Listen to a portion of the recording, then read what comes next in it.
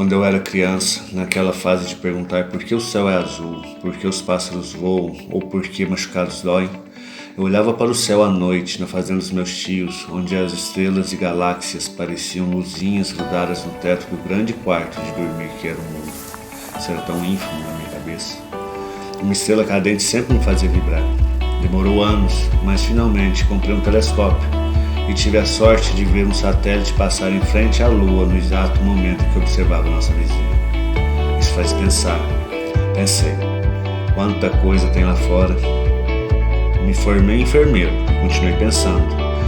Como será a vida, como será a saúde lá no cosmos? Vamos juntos nessa viagem? Mas antes, se inscreva no canal e me ajude a crescer e levar conhecimento útil e de relevância sobre saúde e ciência para todos. Bem-vindos a mais um vídeo neste canal. Quem vos fala é Davidson, eu sou enfermeiro, mas estudei durante um longo período astrofísica e dentro desse assunto, dentro desse tema, o que eu mais gostei, um dos temas que eu mais gostei foi a astrobiologia, que é o estudo da possibilidade de vida fora do nosso planeta Terra. Bem, a questão é que meu canal fala sobre saúde. E o que a astrobiologia pode enriquecer nos estudos científicos de nós aqui no planeta Terra para que a gente melhore a nossa saúde? Vamos pensar um pouquinho? Bem, assista o vídeo, vamos entender agora as possibilidades de vida fora da Terra e o que tem a ver com saúde. Até o momento que este vídeo foi gravado, a única forma de vida conhecida pelo ser humano surgiu no planeta Terra. Formada por células que se multiplicam e realizam suas atividades bioquímico-físicas baseadas em um código genético, estruturado por bases nitrogenadas que coordenam a organização de substâncias. Tais substâncias são chamadas de orgânicas. Assim, ácidos nucleicos e substâncias orgânicas, como proteínas, são os pilares da vida, pelo menos na Terra. Agora imagine, a cada dia computadores com processadores melhores são criados, com capacidade de entender códigos maiores e mais complexos. A isso chamamos de evolução de informática. Quanto mais complexos os computadores, mais complexos os códigos usados para se escrever um programa. Logo, programas mais complexos possuem maiores textos de programação. Mesmo que o código utilizado seja simples, com poucos comandos básicos, estes documentos executáveis são enormes. E se uma única letra for escrita errada, um bug enorme pode acontecer e todo o programa entrar em colapso antes de seu lançamento, ou executar uma função distinta daquela que seus programadores esperavam ao desenvolvê-lo. Da mesma forma, nós, seres vivos terráqueos, como estruturas celulares complexas que somos, podemos ser comparados com computadores com placas e recursos bem avançados em nosso hardware. O código que escreve nossos programas fundamentais, como quais proteínas cada tipo de célula vai produzir, é o genoma. Dentro de cada célula viva existe em seu núcleo o ácido desoxirribonucleico, ou seja, o DNA, ADN em bom português, composto por bases nitrogenadas chamadas de adenina, citosina, guanina e tianina. As letras A, C, G e T que escrevem o genoma. Quando a fita dupla de ADN, estruturadas por anéis pentafosfatos, se abrem, exibem um longo texto formado por palavras escritas por aquelas 4 letras que são transcritas em um outro texto, formado pelas letras A, C, G e U, onde o U é uracila, e esses textos menores que o ADN se chamam RNA ou, em português, ARN. Depois, uma pequena máquina no interior da célula pega este ARN e, lendo como um texto formado por palavras sendo escritas com 3 letras, traduz o ARN em proteína. Cada 3 letras do ARN formam um peptídeo, uma espécie de letra básica que compõe o texto proteico. Porém, desta vez, ao invés de 4 letras, o código possui 20 letras. Dependendo do jeito que essas 20 letras formam palavras, um pedaço de proteína é formado.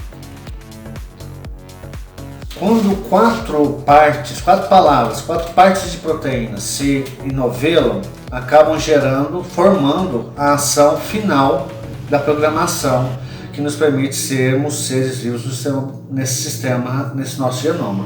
Em resumo, todas as células de seres vivos da Terra possuem em cada uma de suas células toda a carga genética, todo o código genético em si. Porém, por alguns motivos que os cientistas ainda desconhecem, existe uma parte do genoma que é codificado para aquela célula, enquanto para outras células ele não é codificado, chamado de DNA lixo. E isso permite com que células da pele, por exemplo, produzam melanina, elastina e queratina, enquanto outras células, mesmo possuindo toda a carga genética, todo o genoma, executam outra função, como por exemplo a célula muscular, que ao se despolarizar, contrai, formando o movimento muscular. Fatores internos, como crossover na formação dos gametas, ou fatores externos, como radiação, provocam mudanças sutis nestes textos em sua origem, assim como a letrinha do programa que controla o computador moderno. E o resultado é o colapso de um ser vivo ainda na infância ou o aparecimento de alguma modificação que pode ser útil e repassada para futuras gerações. Bem, se for muito útil, essa característica vai ajudar o ser a escapar de predadores e a sobreviver melhor, podendo se reproduzir de forma mais fácil também, encontrando parceiros mais fáceis. E isso é o que chamamos de seleção natural, porque ele vai se sobressair. Depois de milhões de anos passados, aparecendo essas coisas úteis ou muito úteis em cada um dos seres, de geração a geração, ocorre a biodiversidade tão grande que nós temos no nosso planeta e a inteligência humana também. Assim aconteceu. Não sabemos ainda como a vida se originou na Terra, mas sabemos todo este caminho que os seres seguiram até aqui, na Terra. Por isso, entendemos que para existir vida em outros planetas é necessário existir lá substâncias iguais às que existem na Terra. Água, carbono, oxigênio, nitrogênio, dentre tantas outras. Acreditamos que a vida tenha surgido na água e, percebendo essas pequenas modificações úteis ao longo de tantos anos, se desenvolveu ao que ela é hoje. Bem, gente, então, para surgir vida em outro planeta, esperamos que a mínima coisa que exista lá seja água em seu estado líquido. É o que nós preconizamos. Todavia, o lugar mais longe que o ser humano já foi é na Lua. Podemos contar quantas crateras existem lá na Lua, mas somos incapazes ainda de saber que tipo de reação química ocorre em suas profundezas. Então, pensamos assim, conseguimos imaginar que tipo de reação ou fenômeno estranho pode acontecer em outros planetas, ou até nas profundezas da própria Lua, que está aqui a nossa vizinha. Nós, com o uso de colisores, conseguimos criar elementos novos para a tabela periódica, tudo sob condições específicas, e observamos em estudos modernos planetas estranhos com substâncias estranhas, bombardeados por energias estranhas sob pressões e pulsões estranhas. Nesses ambientes, a vida pode até ter sido escrita com um código diferente do nosso, exclui total ou parcialmente o ADN e coloca outro tipo de genoma. O genoma alien pode até ser igual àquela figura de Arecibo, que os teóricos da conspiração falam que se trata de uma resposta à mensagem da Voyager. Ou seja, uma mescla da fita de ADN com um zigue-zague de retas. Sem dizer que a vida em outros planetas podem até ter surgido como a nossa, mas o desenvolvimento tecnológico dessas espécies pode ter levado a uma modificação ao próprio genoma, onde o zigue-zague seria, na verdade, sintético. E ainda, ao invés de carbono, a estrutura biológica em outro planeta poderia ser baseado em outros elementos, como o silício. De fato, como outrora dito pelo gênio, a vida lá fora pode ser tão estranha a nós que possivelmente nem a reconheceríamos como vida. Gente, o que isso tudo que falei anteriormente tem a ver com saúde? Bem, nós vamos entender isso a partir de agora, mas antes, o canal é pequeno, precisa crescer e a gente precisa de um jabá, né? Fica aí com a palavrinha do nosso patrocinador e eu já volto trazendo o restante do vídeo com muita informação interessante, gente.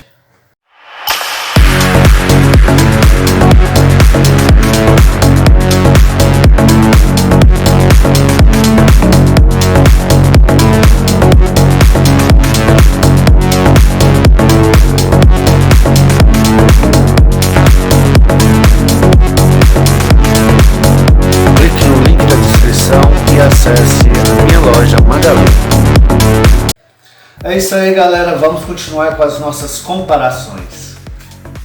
No início dos anos 2000, dois sistemas operacionais rivalizavam entre si nos computadores dos brasileiros: a Janela e o Pinguim. E um dos principais argumentos em defesa do Pinguim em relação à Janela era que o Pinguim não ficava doente. Mas por que o Pinguim não ficava doente? Vírus de computadores se ligam ao código de programação se auto-executando. Na época, muitos computadores, aliás, a maioria, usavam a janelinha. Poucos usavam o Pinguim, que era free. Então, poucos hackers, crackers ou trackers tinham interesse em infectar o Pinguim. Mas vírus de um não pode infectar o outro? Não. Os códigos que geram que fazem um sistema operacional são diferentes dos códigos que formam o outro sistema operacional. Logo, tijolos que quebram janelas não acertam pinguins. Bem, gente, sabendo que o genoma é como um código de computador que programa a vida, inclusive, vamos pensar um pouquinho mais agora. Vírus e retrovírus que atingem os seres vivos na Terra se ligam ao DNA. Logo, estes vírus ou retrovírus não se ligariam em um genoma diferente. Eita, acabaram-se os planos de Hollywood de vencer os alienígenas com vírus. Então alienígenas com um genoma de Arecibo não ficariam doentes na Terra. E ponto contra nós, ou não. Não conhecemos outras formas de vida no universo, sim, mas entendemos as possibilidades e desenvolvemos a nossa ciência para ver o que é possível. Talvez o genoma de Arecibo nem exista ainda. Com o trabalho de entender a vida extraterrestre, podemos criar novas possibilidades para nós mesmos e para o nosso genoma. A isso chamamos de engenharia genética e já tem sido feito por nós cientistas aqui na Terra. Graças à busca por vida diferente da nossa, podemos um dia ficar livres de doenças e isso é só o começo. Pois aqui mesmo na Terra temos serizinhos programados para viver em lugares impossíveis. A esses serizinhos nós chamamos de extremófilos. O código genético deles são baseados no DNA, mas geram proteínas e executam funções que permitem a vida em lugares incríveis. O exemplo mais popular deles é o urso d'água, que foi levado para o espaço e sobreviveu a seu vácuo, do mesmo jeito que um extraterrestre viajante do espaço teria que fazer. Estes aliens teriam que surgir num mundo diferente do nosso, e talvez nascer e evoluir num mundo de fogo, sob alta pressão, com um sol diferente do nosso, em um líquido que talvez não seja nem sequer a água, em meio ácido ou alcalino demais, sob pressões abissais, em dias eternos ou noites infindáveis. Bem, gente, estudando sobre a possibilidade de vida nesses ambientes extremos, a nossa ciência consegue fazer avanços para a nossa medicina, sim. E quem sabe, no futuro breve, até nós possamos viajar pelo cosmos com essa evolução. Só para fechar, lembra que falei que a vida pode ser baseada em silício, no lugar do carbono? Estamos bem perto de ter vida assim aqui na Terra, mas esse é assunto para outro vídeo. Bem, pessoal, é isso. Nosso vídeo fica por aqui. Peço que você se inscreva no canal se gostou. Futuramente a gente vai ter outros vídeos, como eu já falei anteriormente. Agradeço de coração e até o próximo. Tchau!